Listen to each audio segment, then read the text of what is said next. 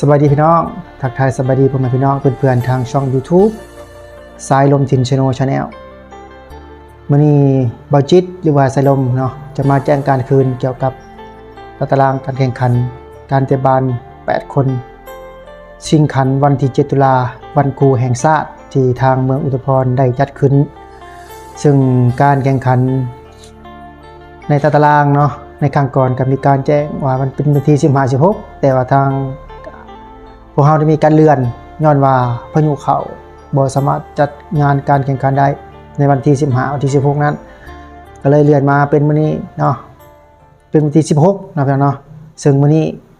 วันที่16จะได้มีการจัดการแข่งขันขึ้นซึ่งจะมี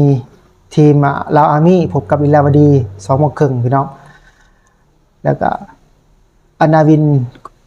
รอสาวเนาะพบกับเยสมกเนาะในเฉพาะวันที่16พี่น้องในมื้อนี้จะได้พี่น้องที่เป็น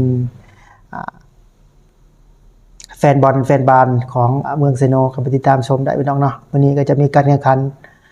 ขึ้นในรอบ8 ทีมเป็นมือทำอิฐพี่น้องส่วนวันที่17เนาะมื้ออื่นน่าจะแม่น Honda ไซสมอนพบไซดิลันกันค่าและก็ BXG พบเพิงอากอยในมื้ออื่นพี่น้องเนาะถ้าว่าสภาพดินฟ้าอากาศบ่มีการเปลี่ยนแปลงเนาะบ่มีฝนตกก็น่าจะเป็นมื้ออื่นพี่น้องเนาะถ้าว่าฝนตกฟ้าลมอีกก็จะได้เลื่อนอีกเป็นจังได๋บ่จุดเองหรือว่าไซลมเองก็จะได้มีการมาอัปเดตหรือว่าจะมีการมารายงานอีกทีนึงสำหรับตารางการแข่งขันเนาะอีกทีนึงพี่น้องเนาะย้ำถึงFC ของเพิงอากอยถ้าว่าพี่น้องท่านใดอยากไปชมไปเชียร์นะเพิงอากอยแบบก็ติดขอบสนามอยู่ที่เดินบานเมืองอุทุมพรหรือว่าเดินบานเซโนก็ไปติดตามชมติดตามเชียร์ได้เนาะซึ่งเพิงอากอยนี่จะพบกับ BXG ในวันที่17 ตุลาเนาะในมื้อวันจันทร์มื้ออื่นนี่แหละเนาะซึ่งมื้อนี้ก็จะเป็นอีกคู่หนึ่งเนาะในการแข่งฮะน้องที่ว่าเป็น FC ของทั้ง8 ทีมคนที่เชียร์ทั้ง8 ทีมไปได้พี่น้องไปเชียร์ได้คิดติดขอบสนามในมื้อนี้แต่ว่าแจ้งการคืนนี่พี่น้องเนาะไปฮอดแล้วก็เพิ่นบ่ให้ขี่รถเขาเดิน เพิ่นบ่ให้ขี่รถเขาเดินยันเดินเพเพราะว่า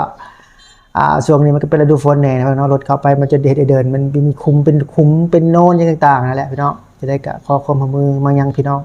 ที่เข้ามาติดตามชมคลิปนี้เนาะไปเมื่อไปฮอดเดินแล้วฮอดเดินเมืองอุทุมพรแล้วก็จอดรถไว้ทางนอกตามขอบเขตที่ว่าเพิ่นกำหนดให้เนาะมันจะมีเสือฟางหรือว่าไม้กั้นไว้บอนที่ว่าเพิ่นให้จอดรถทันเนาะพี่น้องเนาะสำหรับวันนี้ก็สิได้จบแล้วพี่น้องเนาะขอบใจทุกๆการติดตามรับชมคลิปของบ่จิตในวันนี้ตารางการแข่งขันในรอบ8 ทีมสุดท้ายของการแข่งขันงานวันที่7 ตุลาวันครูแห่งชาติชิงขันของการศึกษาเมืองอุทุมพรเนาะสำหรับวันนี้ก็ขอบใจหลายเนาะขอบใจพี่น้องฝั่งลาวขอบใจพี่น้องฝั่งไทยและก็อยู่ต่างประเทศนำแล้วกันเนาะที่ติดตามชมคลิปนี้ของมัสยิดตั้งแต่ต้นจนจบมาวันนี้สิได้จบอีหลีพี่น้องพบกันใหม่คลิปหน้าบ๊ายบาย